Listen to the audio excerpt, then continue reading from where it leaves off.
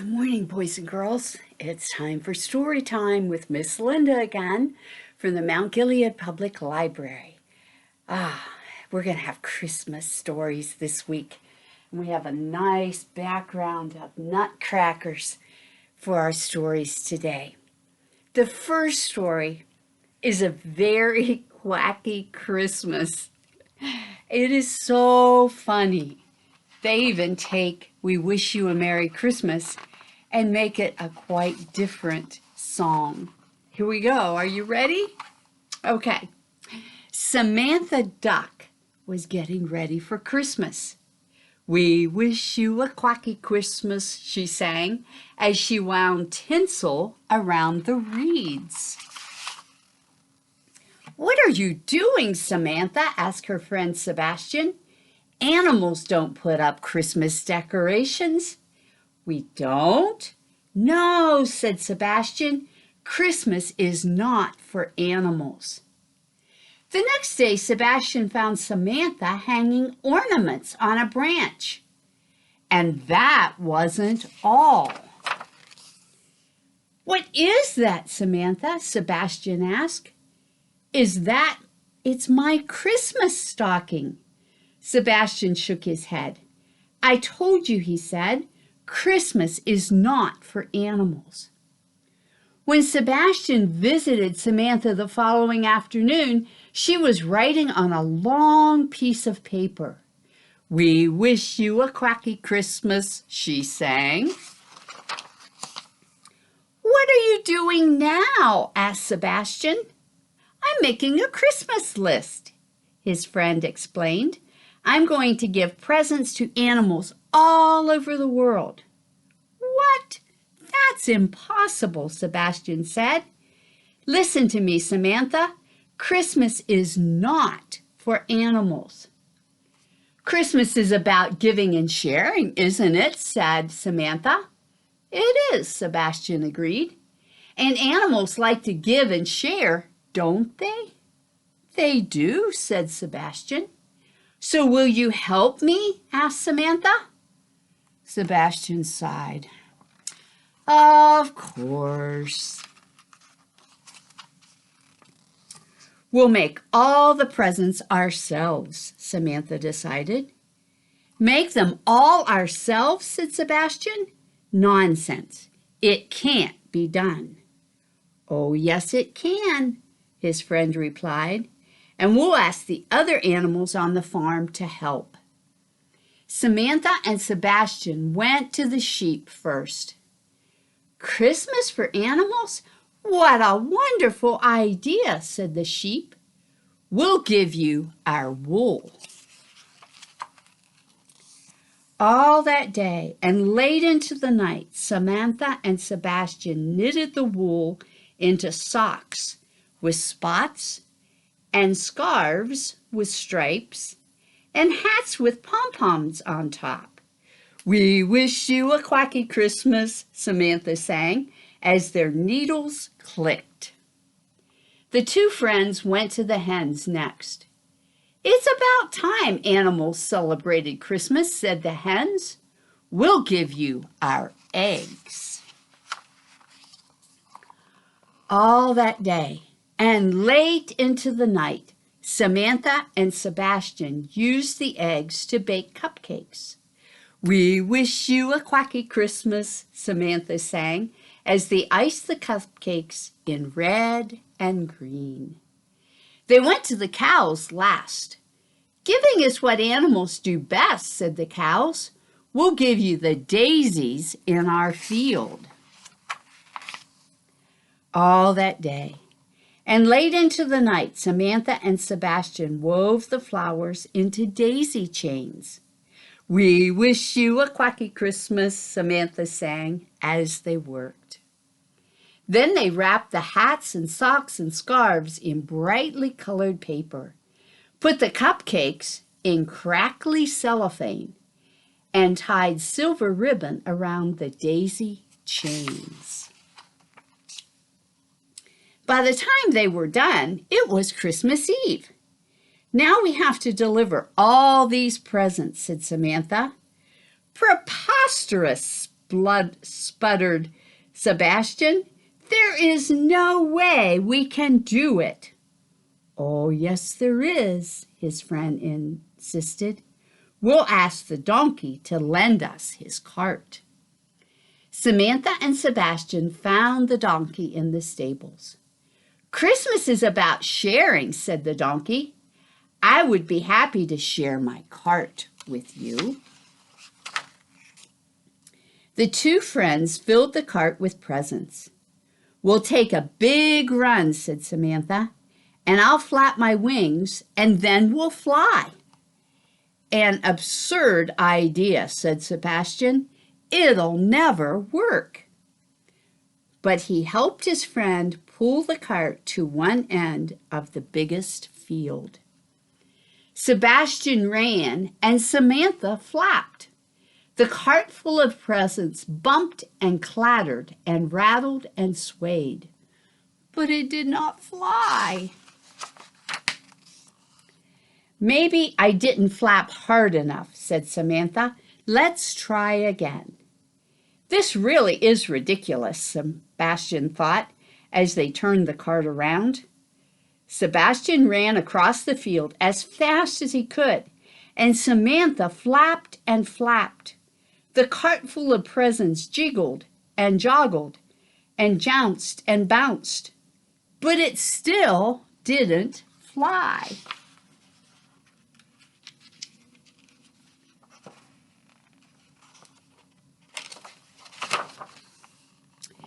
"You were right all along," said Samantha sadly. "It was impossible. Maybe Christmas is not for animals." Sebastian looked at the cart full of presents. He thought of the sheep who had given their wool, the hens who had given their eggs, and the cows who had given their daisies. He thought of the donkey who had lent his cart, and he thought of Samantha, who had worked so hard to share Christmas with animals all over the world.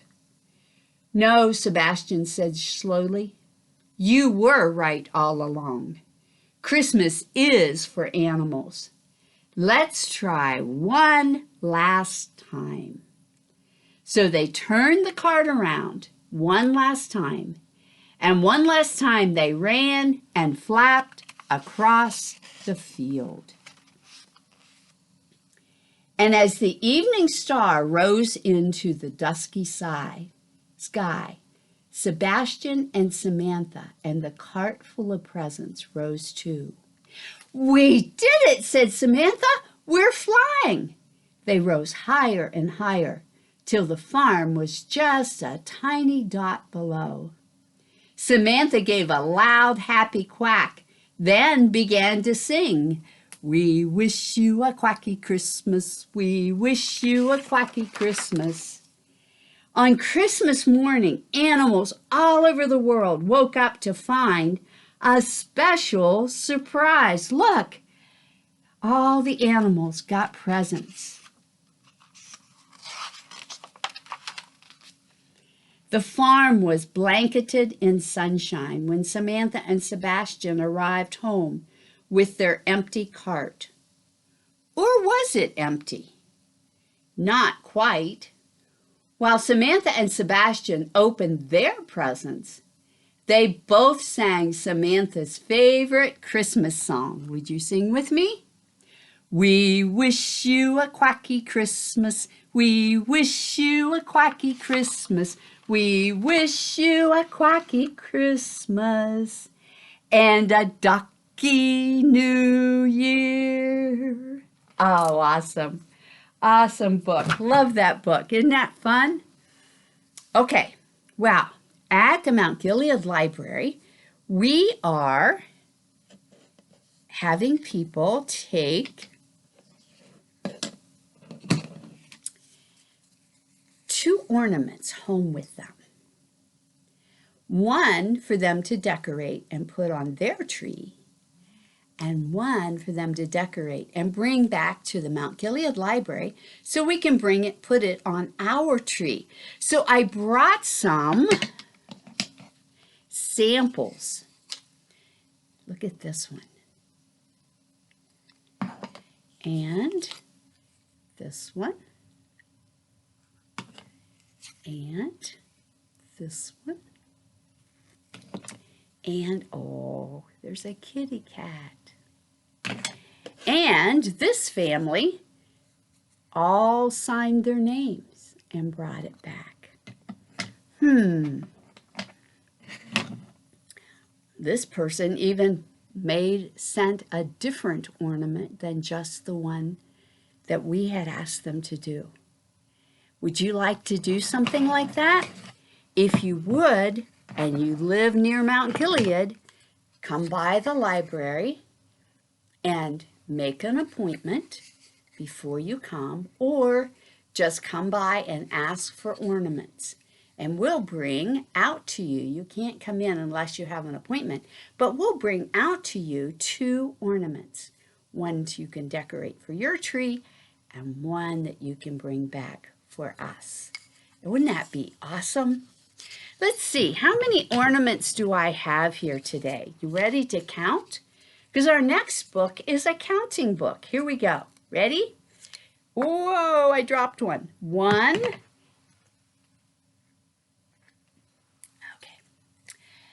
2, 3, 4, 5. What's the next number? 6. What's the next one? 7. Yes. And our next book is Counting Christmas. Let's see what this book is all about. We're going to be counting backwards. We're going to start with 10. 10 tiny lights get twirled around the tree. Can you find them all? Let's count. 1, 2, 3, 4, 5, 6, 7, 8, 9, 10. Yes. 9 shiny presents are wrapped so prettily. Are you ready? Let's count. 1, 2, 3, 4, 5, 6, 7, 8.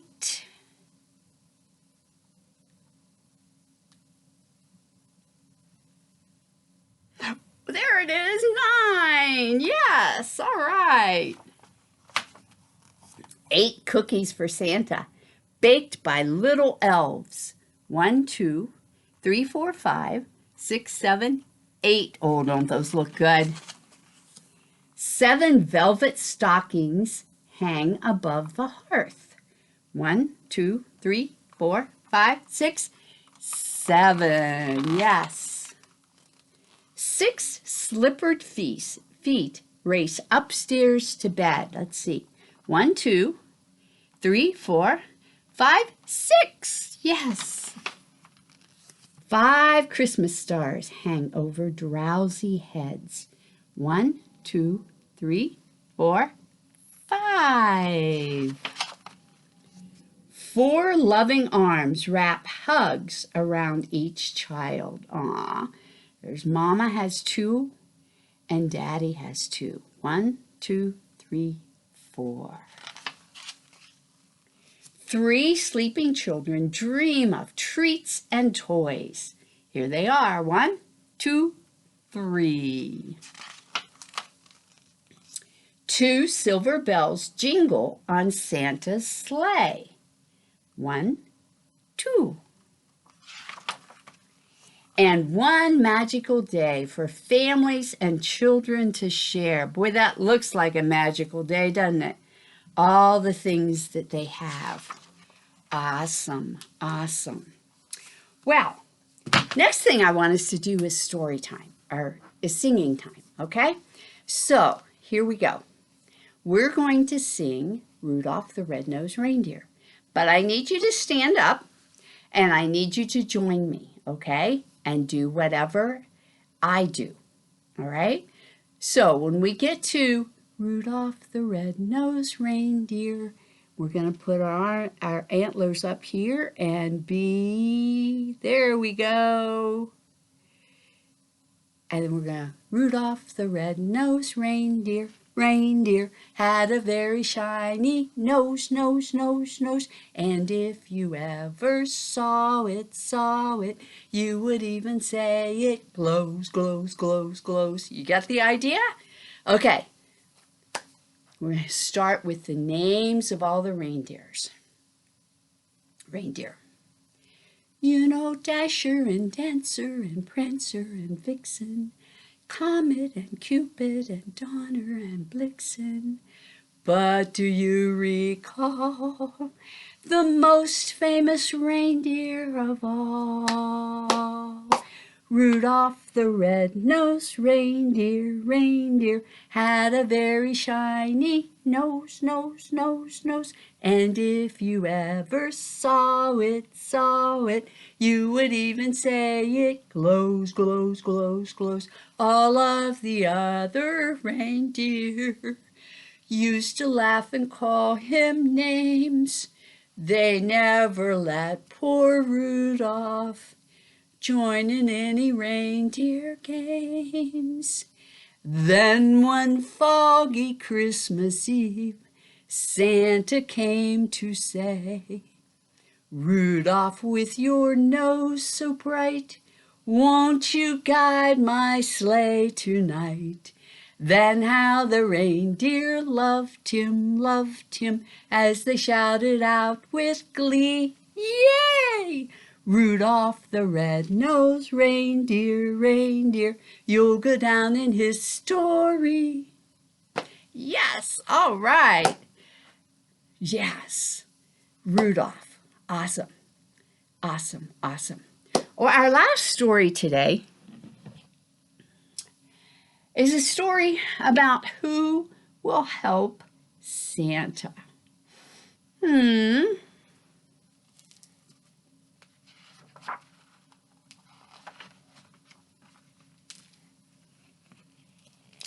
And Santa says, the job was too big. I couldn't make all the toys. I had a workshop, plenty of great tools. It was time to look for helpers. I tried dragons. Achoo! The toys got cooked. I tried fairies, but what a mess. They left glitter everywhere. Bigfoot was a gigantic mistake. Only his big toe could fit through the door. I tried mummies. They were only good at wrapping.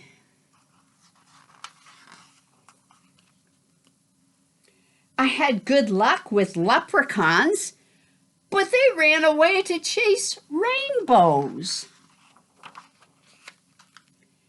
I tried garden gnomes. Hey, kids like toys, not Brussels sprouts. I hired mermaids. The fishing was good, but oh no, the toys got soaked. Aliens only made spaceships and funny noises, meep, meep, and they never heard of Christmas. I tried unicorns. Uh-oh, hooves. They couldn't hold the tools. Wizards wanted to help. Poof! They turned me into a frog. Elves came looking for work. They had great advice. Kiss him, kiss him, kiss him, they said. Poof! A Christmas kiss brought me back. Let's hire the elves, said Mrs. Claus. Elves were exactly what my workshop needed. They became happy, hardworking helpers. Now that the toys are made, we can all go on vacation. Cowabunga! Looks like they're at the beach. Look at Santa and Mrs. Claus writing their boards. Okay, one more time. Are you ready for Rudolph? You ready? We're going to get him up here. You know Dasher and Dancer and Prancer and Vixen, Comet and Cupid and Donner and Blitzen. But do you recall the most famous reindeer of all? Rudolph the red-nosed reindeer had a very shiny nose, and if you ever saw it, you would even say it glows. All of the other reindeer used to laugh and call him names. They never let poor Rudolph join in any reindeer games. Then one foggy Christmas Eve, Santa came to say, Rudolph, with your nose so bright, won't you guide my sleigh tonight? Then how the reindeer loved him, as they shouted out with glee, yes! Rudolph the red-nosed reindeer, you'll go down in history. Oh, yes.